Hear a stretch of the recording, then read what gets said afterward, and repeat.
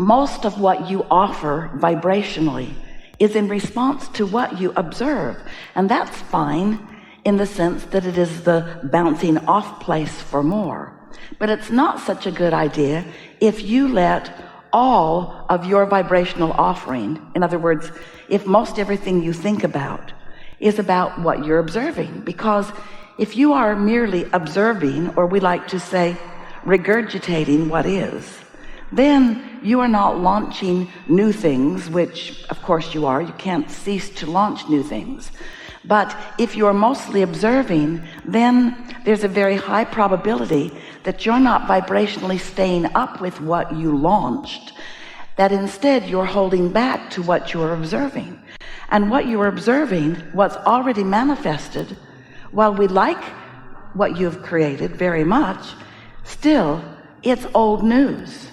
It's not where the joy is. It's not where the satisfaction is. It's really not where you want the majority of your focus to be. And yet for most humans, that's where the majority of their focus is.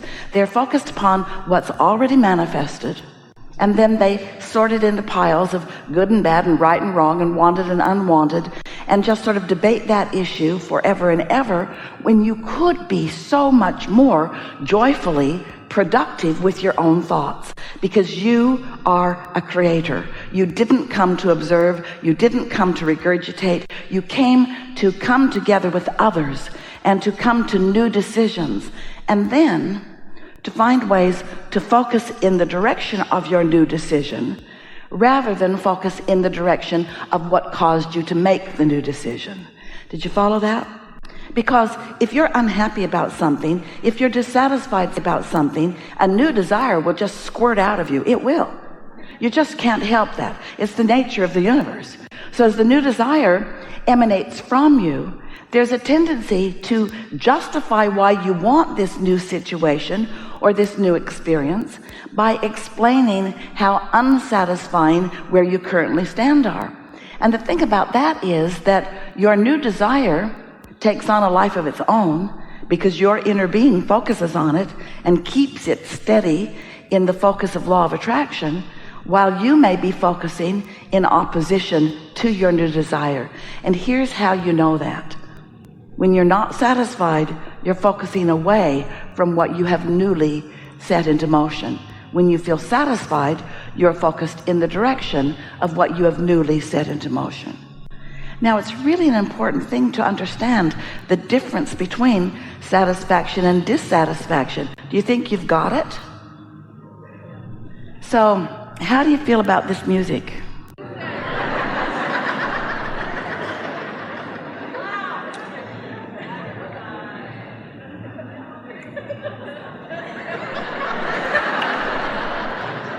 It's annoying, isn't it?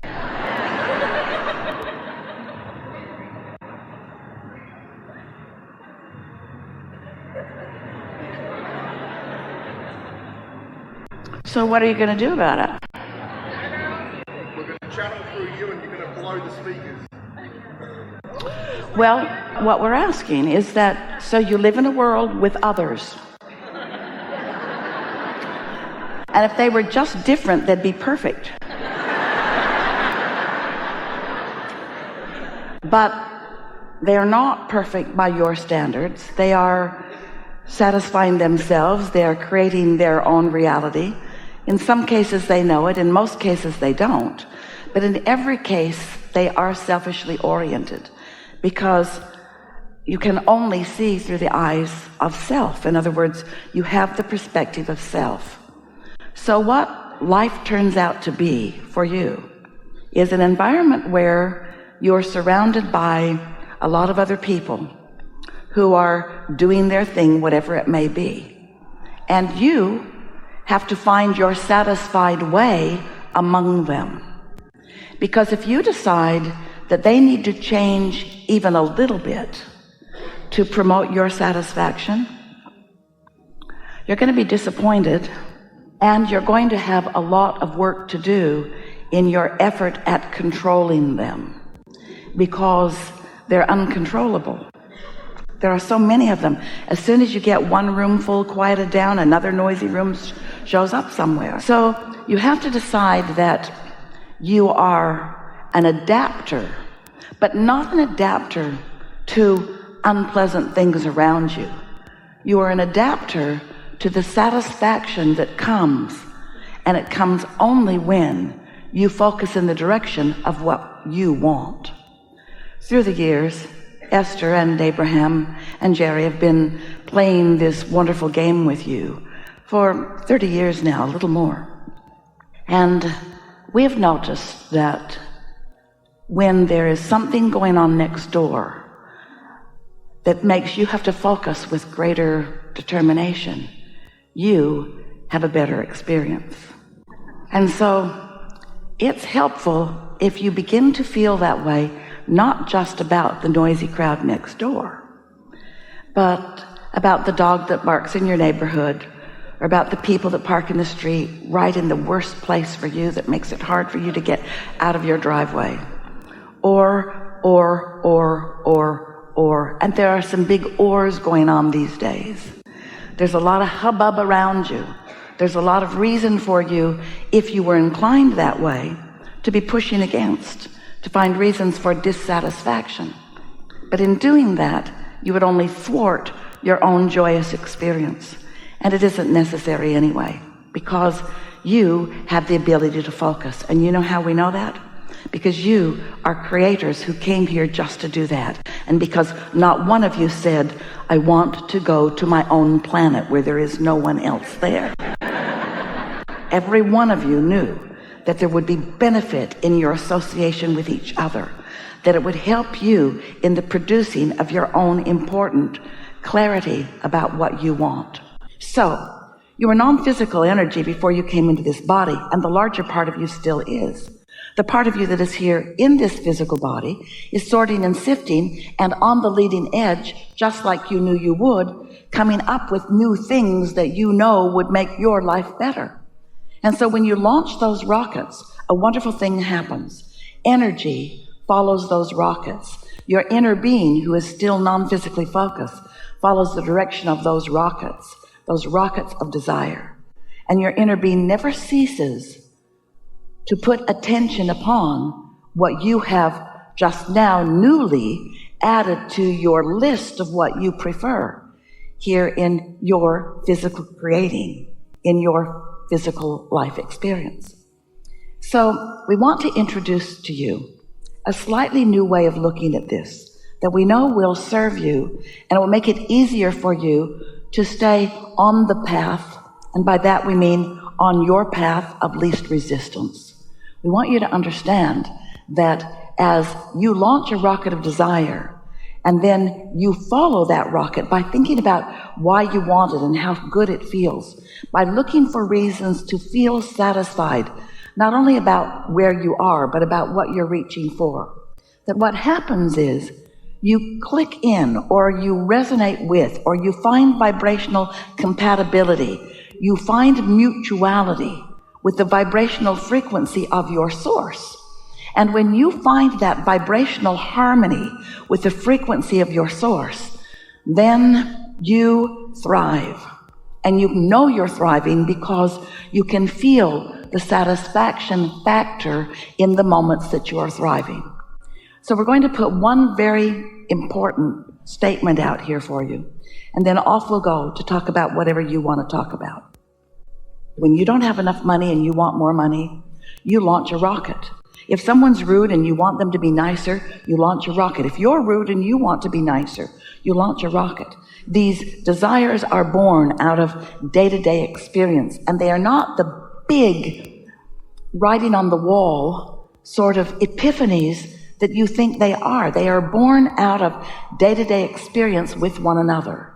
So as you launch this rocket of desire, and the energy that is your thought emanates toward that rocket of desire, your inner being focuses upon your rocket of desire. And what we want you to understand is the satisfaction factor when you and your inner being are focused in mutuality at the same thing at the same time. which leads us to remind you about your emotional guidance system, because that's what all of your emotions are. They are your indicators of your relationship with the attitude that your inner being has about what you are asking for, and the attitude that you have about what you are asking for. So when you are disappointed that what you're asking for has not yet come to full fruition, it's not parked in your garage yet, or sleeping in your bed yet, or money in your bank yet. You want it, but you can't see it, hear it, smell it, taste it, touch it yet. So in that physical absence, you choose to feel its absence and therefore feel disappointment. And the reason you do feel disappointment is because you're focused differently than your inner being is about the progression of this creation. Your inner being knows that it is a process. Your inner being knows that it is energy in motion. Your inner being understands the powerful law of attraction. Your inner being knows that the cooperative components have been gathered and are being gathered. So your inner being feels no disappointment because your inner being doesn't see it not becoming. Your inner being knows it is becoming. But if you're taking score of its physical state of being, I can't see it yet, and therefore I'm noticing its absence, then your dissatisfaction is your indicator that you're just looking in the wrong direction. And it can't come to you as long as you're doing that. You must become a cooperative component. We've written a few books, and a significant book that we want to call your attention to, we named The Vortex because it speaks about a vibrational reality. Whenever we speak of the vortex, Esther indicates it this way. It's this vibrational reality that you can't see, but exists just the same. And it holds the vibrational frequency, and it gathers the cooperative components that make up the beginning stages of your full-fledged creation. It's not something that you can look in and see. In fact, some of you got a little annoyed with us when we were talking so much about it. And you said, Abraham, okay, we accept it. There's a vortex there. We can't see it. You see it. All right. It's there. Just tell me, how do I get my money out of the vortex and into the bank? And we say, it's coming. It's in the state of becoming. But your determination to keep looking in the bank and saying it isn't there yet keeps you from being in the receptive mode where you feel the inspiration to make the moves and be in the places and feel the inspiration and have the timing that rendezvous you with your money. You've got to be a cooperative component to the cooperative components that Source has already gathered. And that's really what we talk about all day, every day that we're visiting with you. We want you to find out how to be a cooperative component with your inner being, meaning with the larger part of you, and also meaning with everything that you have asked for that is in various stages of becoming for you. Now we're going to say something that you may not like. What's in the vortex has already become. It is in a vibrational state ready for your harvesting. It's been delivered. It's been created. You have to receive it. And that's hard for you to hear because you're banging around in this physical world where you see so many physical things and you don't really understand the process about how all of them came to be. We want you to listen with us a little bit in these hours that we are together and see if you can't discover within yourself that knowledge that you were born with, that you can be or do or have anything that you choose, but you have to be in the receiving mode of it. And you are the only one who can ever get crossways of it and therefore prevent yourself from having it. Humans often come to such bogus conclusions that if I don't have something and someone else does, somehow they are depriving me of it. No one can deprive you of your creation. Nobody else can get between you and your creation. And it is our promise to you. You have created plenty, enough wonderful things. Your vortex has enough to keep you happily engaged for 20 or 30 lifetimes.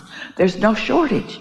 You've just got to start lining up with it, which means you've got to stop noticing its absence and start feeling for the satisfaction of its becoming.